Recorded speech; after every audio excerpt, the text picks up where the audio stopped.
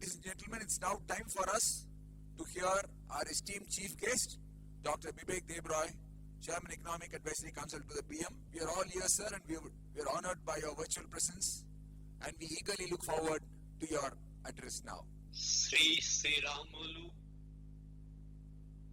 the President of the Indian Chamber of Commerce and Industry, Coimbatore, Sri Rajesh Lund, Sri Venugopal Nanjan, Sri Rajesh Nair, President of the Advertising Club of Coimbatore,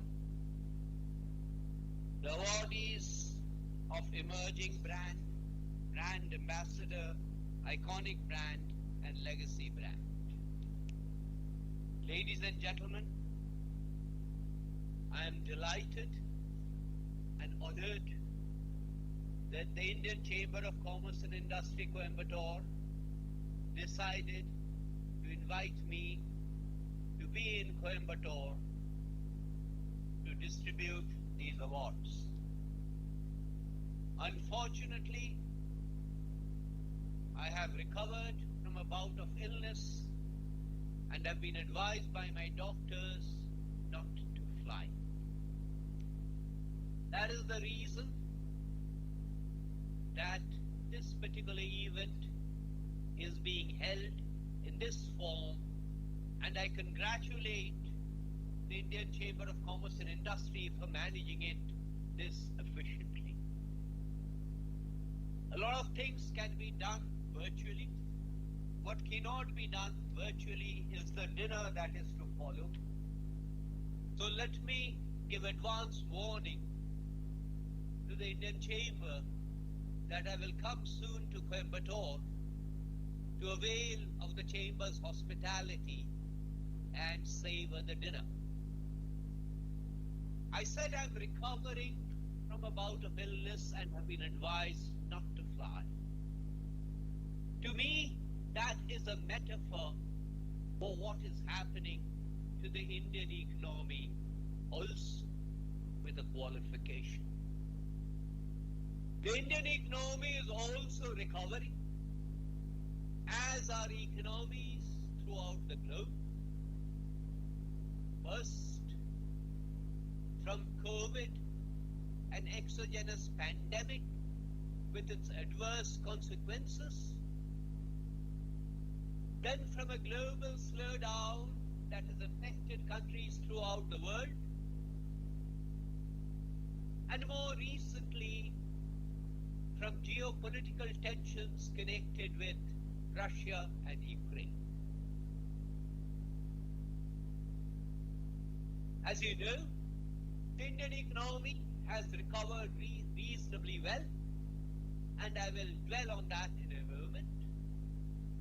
I will talk a little bit about Brand India, but I said there is a difference in the nuance of the metaphor, because I have been advised by my doctors not to fly.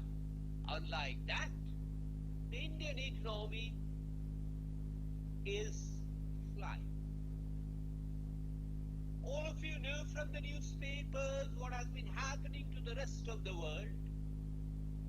Compared to the rest of the world, the real rate of growth in India this year is expected to be almost 7%. This 7% figure is not only a figure that the Reserve Bank of India and the Chief Economic Advisor or the Chairman of the Economic Advisory Council to the Prime Minister talks about. This is a figure that is mentioned also by external observers, also by external organizations like the World Bank. But that is this particular year, the year 2022 to 2023. The more interesting question to ask is what happens from 23-24? What happens in the medium term? Predicting the future is always very difficult. And certainly, forecasters and economists are very bad at predicting the future.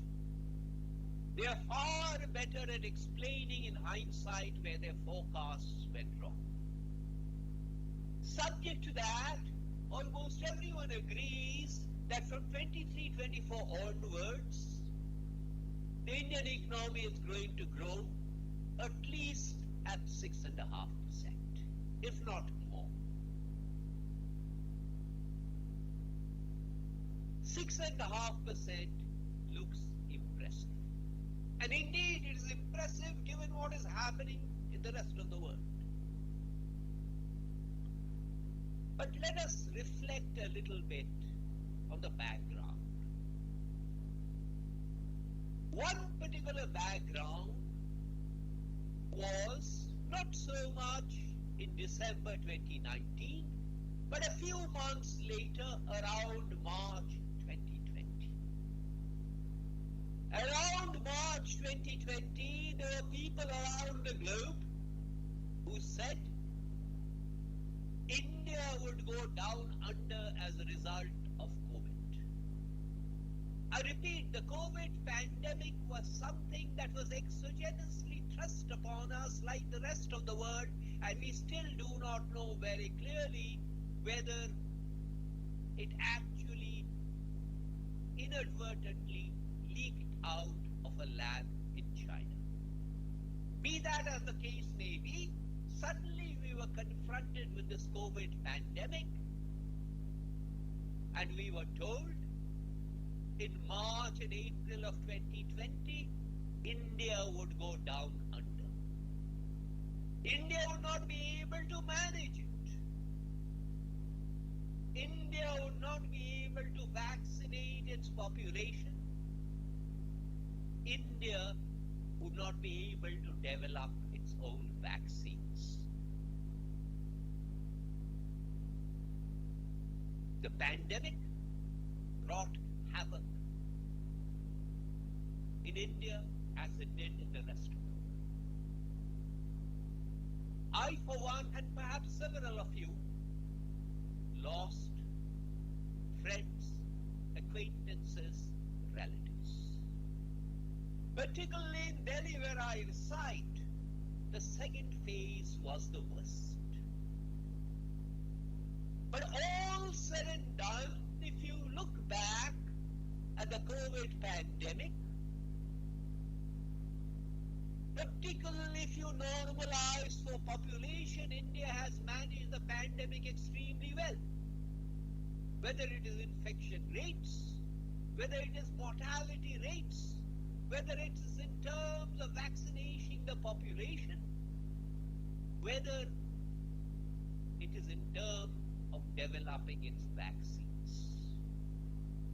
Not only did it do this, it exported vaccines to the rest of the world.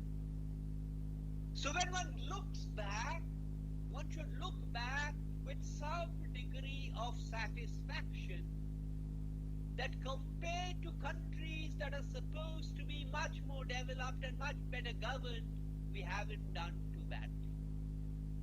That, of course, is not an issue that should give rise to complacency. But at the same time, I think we should be proud of what we have achieved as a country. Subsequently, there was the question of the recovery from the lockdown. From the lockdown, the recovery has been fairly robust, and it is broad-based. As every economist will tell you, there are fundamentally four sources of growth. And these four sources of growth are consumption, investment, government expenditure, and exports. I repeat, consumption, government expenditure, investment, which means private investment, and exports. There are economies in the world that depend a lot on exports. They're excessively export dependent. And everyone who's in the audience is aware of the protectionism that has plagued the world and will continue to plague the world. So any country which bases its growth only on exports is unlikely to do well. The difference with these other countries and India, the difference between these other countries and India is that India has endogenous sources of growth. India has sources of growth in consumption, investments, and government expenditure. I will talk about these again later. But the limited point is that because there are these other sources of growth, one can be reasonably sure that next year onwards, India will continue to grow at 6.5%.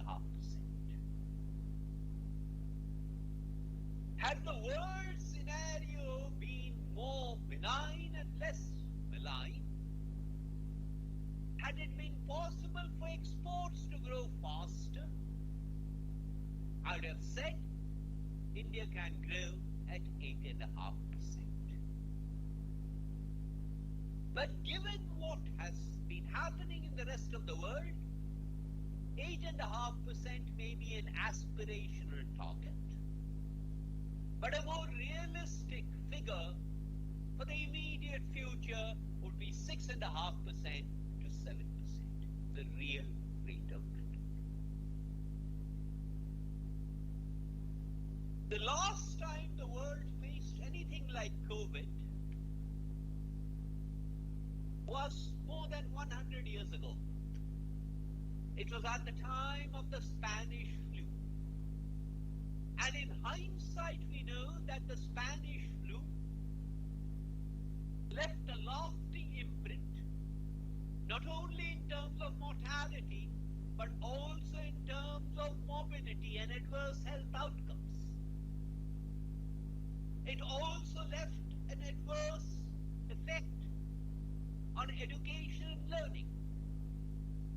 So one way of looking at this is that COVID has left, will leave these consequences. One way of looking at it is that as a result of COVID, we have lost 2 years in our pursuit of development. We have deviated from the development trajectory. Most of you are aware that the United Nations system and therefore the world set out goals for us for the year 2030. These are known as the Sustainable Development Goals or SDGs, which have a nested kind of structure because under the goals you have targets and you have indicators to monitor those targets. As a result of COVID and the uncertainty and political tensions around the world has veered away from the SDGs.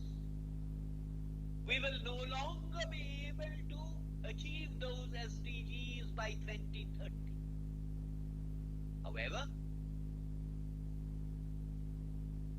Jeffrey Sachs and his colleagues,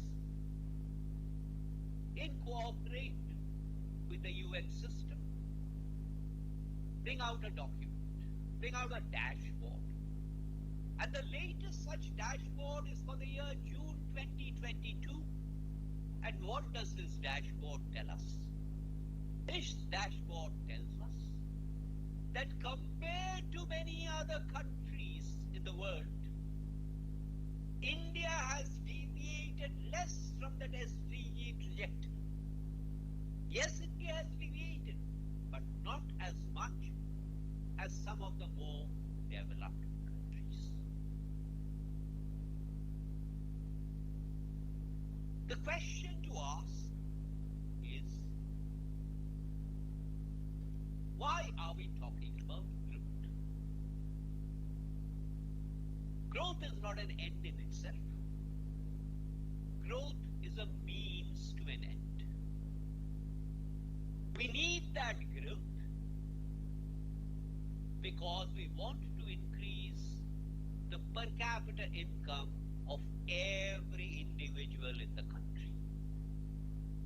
We want to increase the growth because the life of every citizen in this country improves.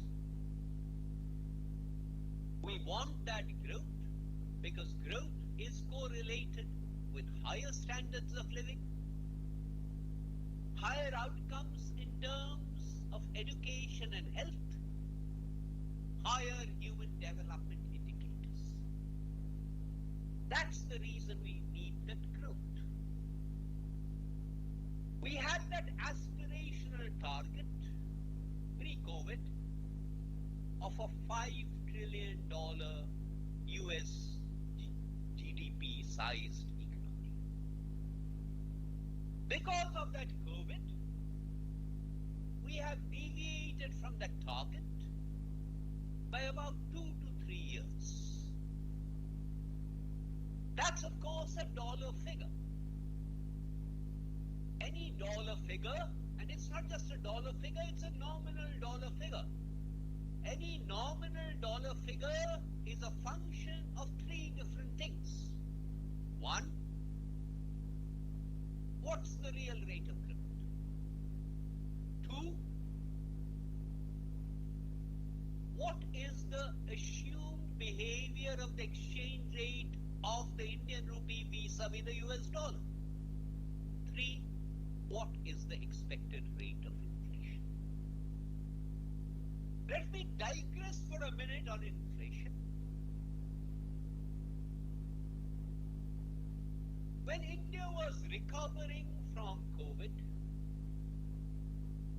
all the pundits in the world said, this is the time to increase public expenditure. This is almost Keynesian in tone. This is the time to increase public expenditure. By the way, again in passing, about 2/3 of public expenditure in India happens at the level of the states, not at the level of the union government. And I flag this because there is a lot of media attention and attention otherwise to what the union government does, to the union budget which will be presented soon, and to the recommendations of the Union Finance Commission. In comparison, relatively little attention is made to the state budgets, the state finance commissions, if state finance commissions have indeed been constituted, and to the efficiency of public expenditure at the level of state governments.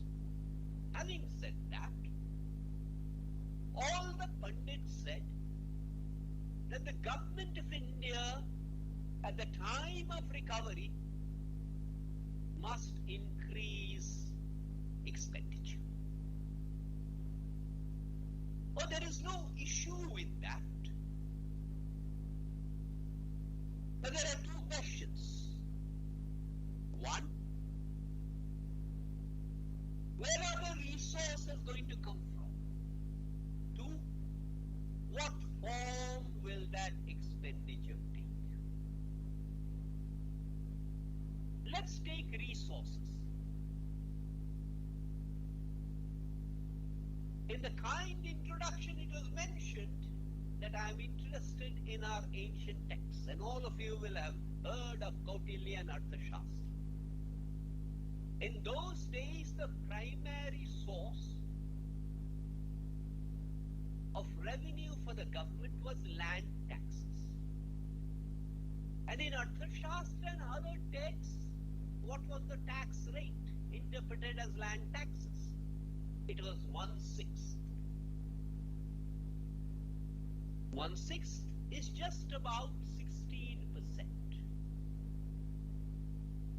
How much do union government and state governments collect together in the form of taxes? Union government and state governments together in the form of taxes? They collect about 15%. So more or less what was collected in Kautilya's time, a little bit less, 15% of GDP. Look at the demands. The government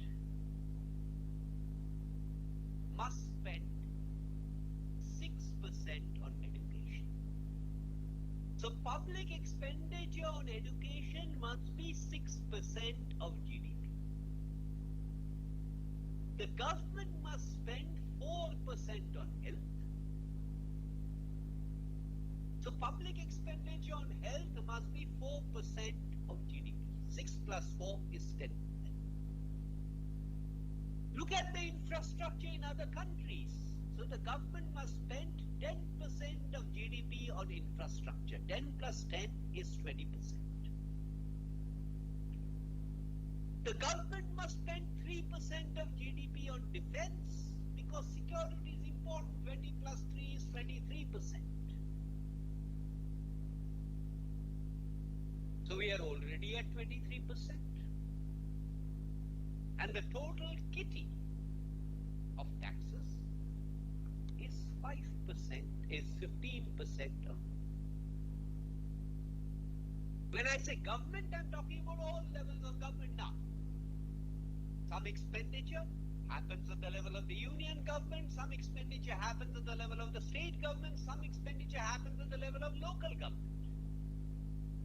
And there is a related issue about which level of government expenditure is more efficient at delivering what all of us generally tend to regard as public goods and services. But that's a separate issue, I don't want to get into that. What I wanted to flag is I have a kitty of 15% and the demand is 23%. So either as citizens, we must reduce our expectations about what the government should be doing. We cannot expect airports like X country and railway stations like Y country. Alternatively, we must be prepared to pay more as taxes. Taxes have an indirect tax component and a direct tax component. On the indirect tax side, we are fundamentally talking about GST. All of us, all of you, I included, have complaints about the present form of GST. Not all products are part of GST. In an ideal world, all goods and services should be part of GST. Everything should be part of GST. When GST was originally introduced, there were figures bandied around that GST would lead to an increment of 1.5% to 2% in GDP. Yes, that was based on a study. But that study done at that time by the National Council of Applied Economic Research was on the basis of an assumption of a complete and ideal GST, which means all goods and services are part of GST and there is a single rate. In my view, you cannot have a simple structure as long as there are fine differences. In my view, you cannot reduce compliance costs, you cannot reduce litigation, you cannot reduce disputes until you have a simple system, preferably with one GST rate. Do we have that? We don't have that. But GST is work in progress. Apart from the complaints that And I mentioned about the rates, the multiplicity, the non-inclusion of several items in GST. There is the GST Council. And as a body on decision making that involves the union government and the state governments, GST has been phenomenally successful. But I'm leaving it.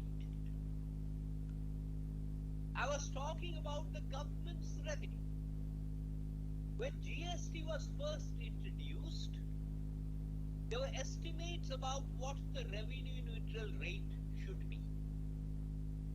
The revenue neutral rate is the average rate that gives me the same revenue as the earlier system of indirect taxes. And that revenue neutral rate was estimated to be at least 17%. What is the average GST rate today? The average GST rate is a little less than 11.5%. So at least 17% is what it should have been on an average. It's about 11.5% now. As consumers and as citizens, we want the 28% rate to come down. But we must accept that if we want to simplify its structure, it is not enough that the 28% rate comes down. It is also necessary that the 0% rate and the 3% rate increase.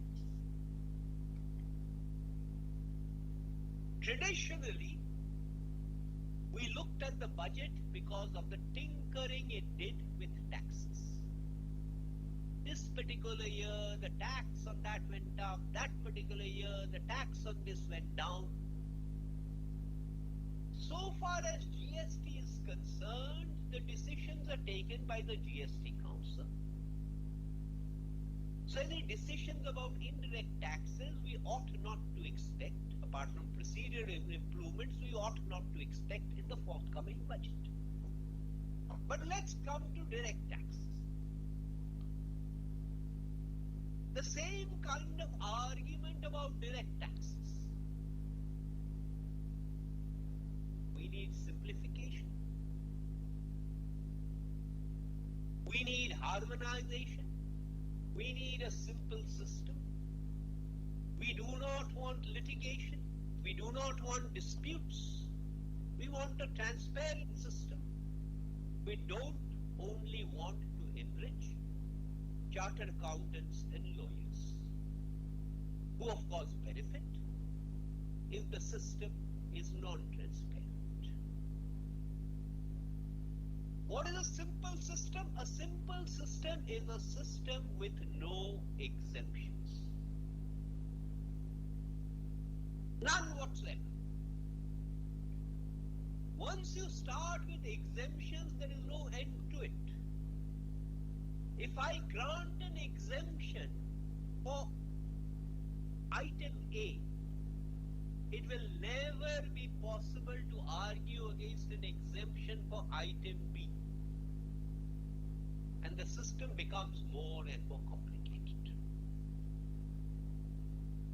From what I know about the Indian Chamber of Commerce and Industry, I'm glad it does other things also. And I will come back to those later. My typical experience with any chamber, I repeat, not the Indian Chamber of Commerce and Industry, is that it lobbies for concessions. Particularly before the budget. The argument is, you must give an exemption for me. Take away exemptions for everyone else, but you must have an exemption for me. If that's the argument, I will never be able to simplify the system. In the budget papers, you will find there is a statement which says revenue foregone as a result of exemptions, as a result of concessions. Depending on the year, that amounts to 5 to 5.5% of GDP. I mentioned that figure of 15% of GDP. Were these exemptions not to be there, the total tax kitty would have been 15 plus 5%, 20% of GDP.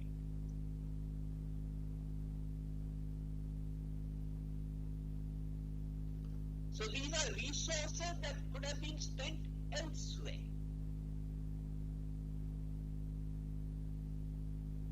I was talking about recovery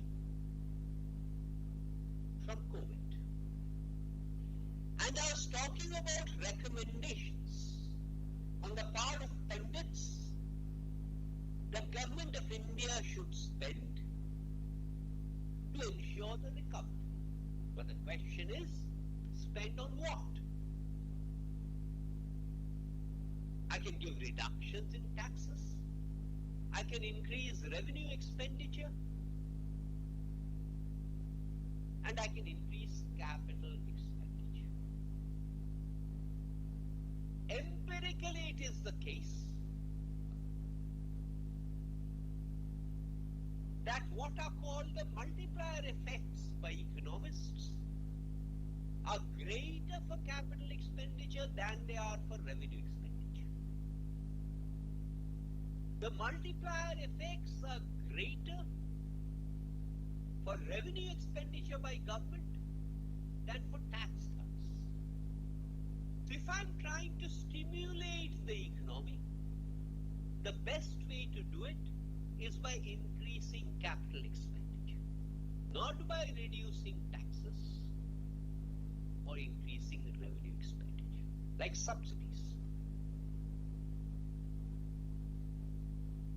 Union government, since May 2014, has been very careful about fiscal profligacy.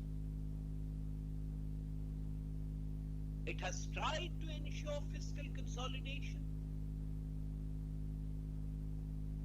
It has tried to ensure that deficits do not get out of hand. One of the singular successes of this government, and when I say this government, I mean the government since May 2014, because the government of 2019, to my mind, is a continuation of the government that happened in May 2014. So since May 2014, this government has been very reticent in increasing revenue expenditure, in throwing fiscal caution to the winds. And that's the reason the inflationary track record of this government has been exemplary. A fact that is sometimes not sufficiently well appreciated.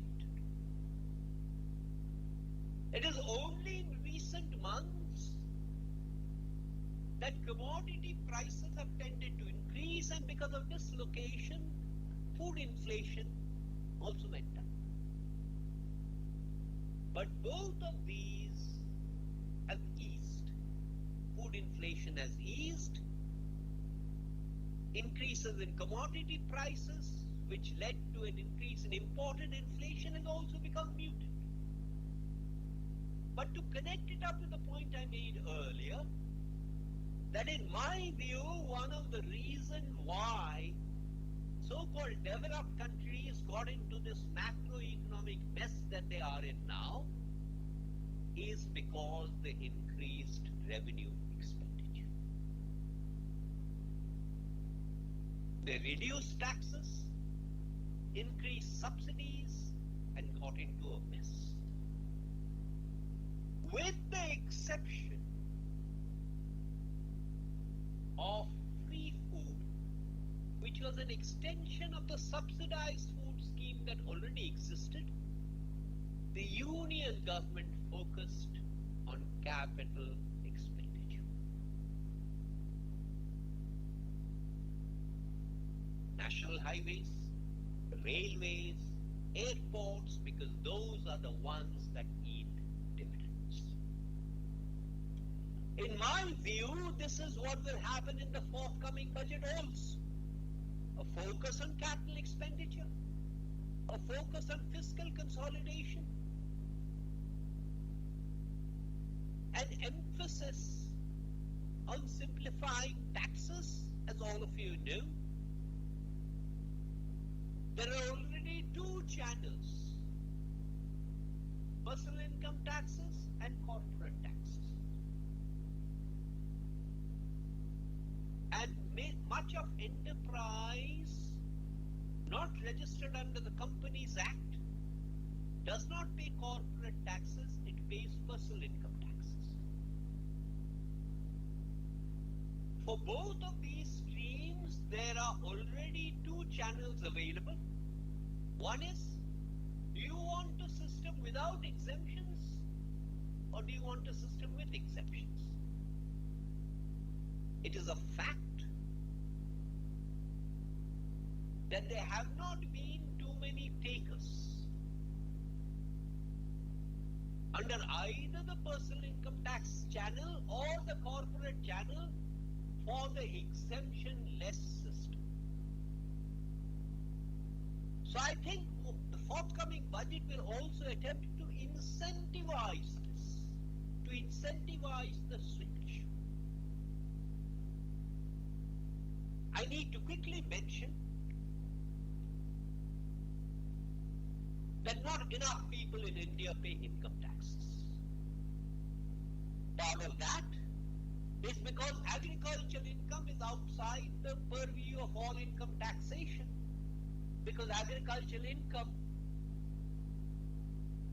or taxing agricultural income is a decision that is taken by the state government, and other than plantations, state governments have been reluctant to tax agricultural income. The argument that farmers are poor is a red herring. Because you will pay taxes only if your income is below a certain threshold.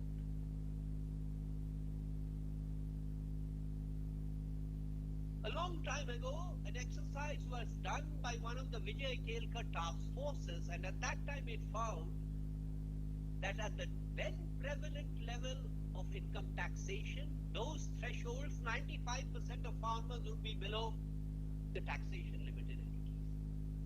But anyway, as I said, agricultural income or taxing agricultural income is a decision that state governments have to take. Although operationally, if you don't test or if you don't tax agricultural income, it sometimes becomes very difficult to tax the non-agricultural income of farmers also. But on the rest of it,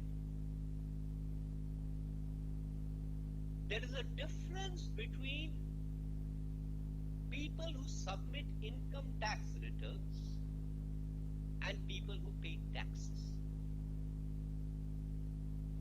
There are around 40 million individuals who submit returns but do not pay taxes. There is also a difference between tax evasion and tax avoidance. Tax evasion is illegal because I'm not paying the right taxes. Tax avoidance is legal because I'm availing of exemptions to reduce my tax. Until we have a system that does not have exemptions, we will not be able to ensure that the base of tax revenue increases. Let us step back.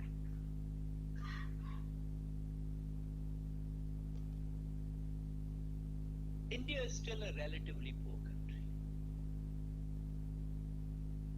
Roughly per capita income of 2,200 US dollars. Roughly 2,200 US dollars. There was a famous economist named Lord Keynes. I mentioned his name earlier. I don't know how many of you are interested in literature. In literature, whenever something clever is said, whenever something clever is cited and you don't know who said it, it is invariably ascribed to Oscar Wilde.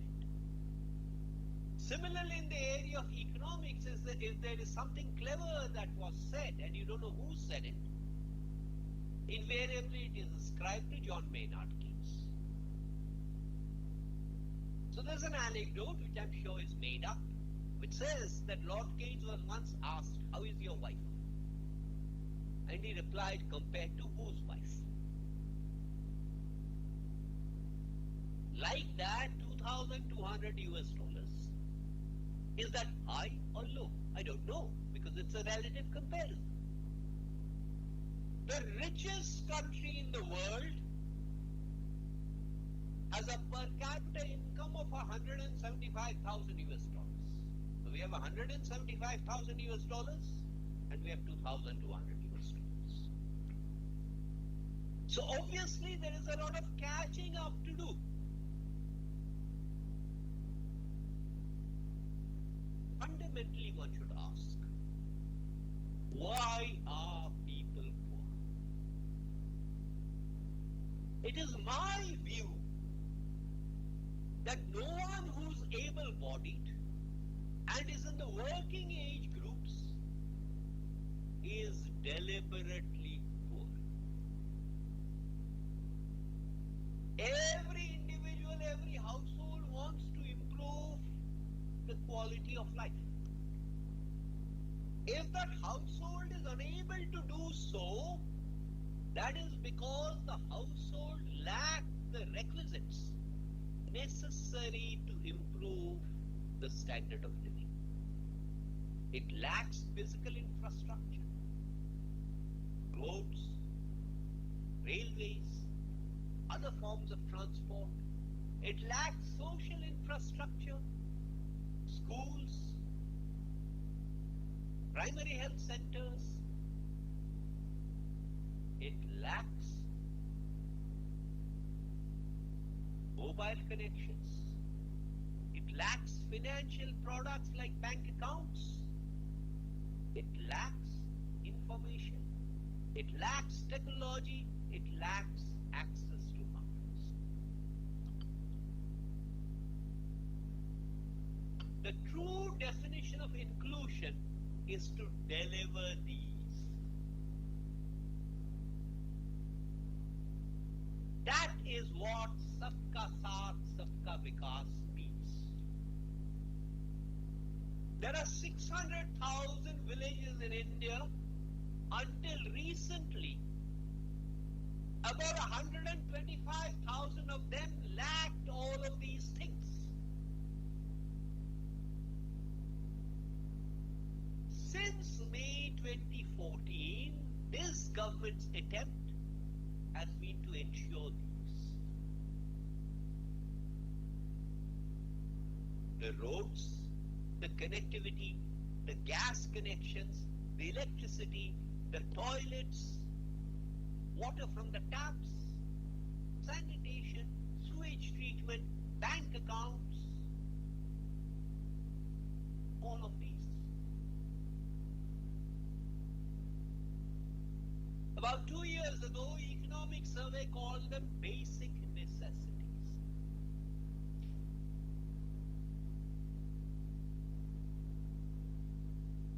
The government dashboard show the extent to which these have been delivered. The government dashboards show the extent to which this empowerment has happened. And if this empowerment happens, people no longer need doles. You will say, I don't believe in government dashboards, that's all propaganda. But there are external audits also. There are third-party audits also. There is a survey like the National Family Health Survey, the 5th version, which happened almost in the midst of COVID. Half of it was pre-COVID, the rest of it was in the midst of COVID. What do these show? If there is media, please don't misquote me. Roughly, those external audits show that if the government says 100% has happened, 100% has not happened, but at least 75% has happened. So the glass, to use the cliched example, is more than half full. Not very long ago, the UNDP brought out a document which sought to measure what has happened to multidimensional poverty in India. What has happened to the number of poor people? And it shows a significant drop in the number of people who are below the poverty line in India. So that line of thinking that I mentioned, that stands vindicated. They deliver these things. And there will always be poor people who need to be identified. And they become the beneficiaries of subsidies, as some of you may know. For both union government and state government programs, there is now something called SECC, which is used to identify targeted beneficiaries.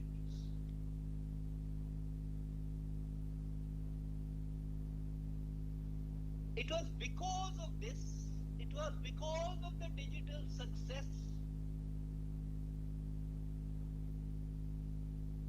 it was because even poor people today use smartphones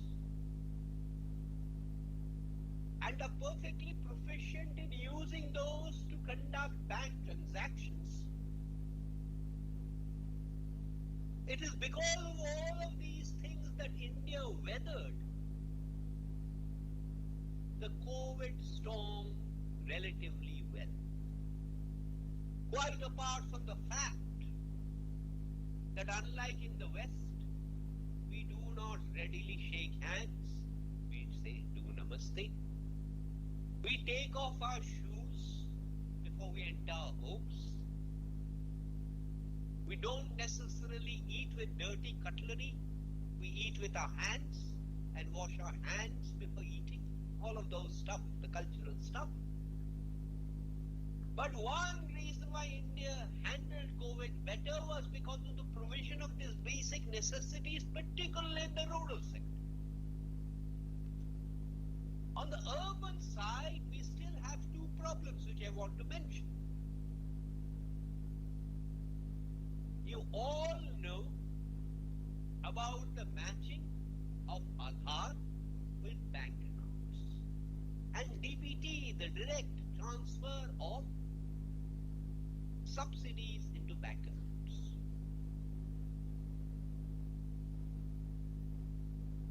But to do that, we need to have tabs, not in the big brother sense, but we need to have tabs on individuals. For that portability of benefits to become a success. The trouble was less with the rural side, the trouble is more with the urban side, where particularly for urban migrants, it was difficult to get a tab. In passing, let me also mention MSME, and I am sure there must be several MSME members as members of the team. One of the problems of doing something for MSME is because the bulk of MSME is not registered under any law. Whether it is the Companies Act or whether it's something like single proprietorship. So the MSME has no legal identity. What we now need to do, and I'm sure it will happen soon, is we need to give identity to MSME enterprises just as we have begun to give identity to individuals.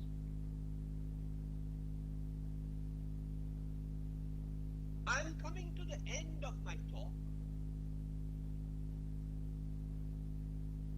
We want India to achieve middle income status by 2047. We want India to have a high human development index under UNDP's HDI. We want to be proud of India, and as you know, we are in the midst of Amrit Kal, which sets out the next 25 years, the template for the next 25 years now that we have celebrated the 75th year of independence. But India will not become a more prosperous country. India will not become a better governed country only because of what government does. In his 75th Independence Day speech delivered from Red Fort, the Prime Minister also mentioned Sabka Prayas, everyone's effort. It is everyone's effort that will enable us to go where our aspiration desires we should go. In several schemes, whether it is the voluntarily giving up of subsidies, whether it is in the devising of smart city missions, whether it is in the Swachh Bharat Abhiyan, success has come because citizens have participated. Ease of living, ease of doing business happen because citizens become part of the process. The Constitution begins with the expression, we the people.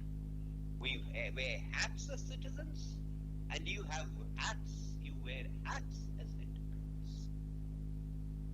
What we are celebrating today at these awards is also the role of enterprise, not merely in pursuing profits and improving balance sheets, but in furthering the cause for development and progress. What we are celebrating today is the initiatives of the Indian Chamber of Commerce and Industry. What we are celebrating today is also a privately led, wonderful infrastructure facility in Coimbatore. We are celebrating that flourishing of entrepreneurial talent. India is a young country. It is full of enterprise. There are plenty of entrepreneurs. The government can do no better than to provide an enabling business environment for poverty to come down, for employment to increase, for entrepreneurship to flourish, so that all of us as citizens, as businessmen, as those interested in India are assured that the future is a bright one. Often it was said about India, the past is glorious, the future is glorious, the present is bleak. For the first time, I discern that the present is merging with the future, and we have a glorious trajectory ahead of us. Thank you very much. Thank you, sir, for your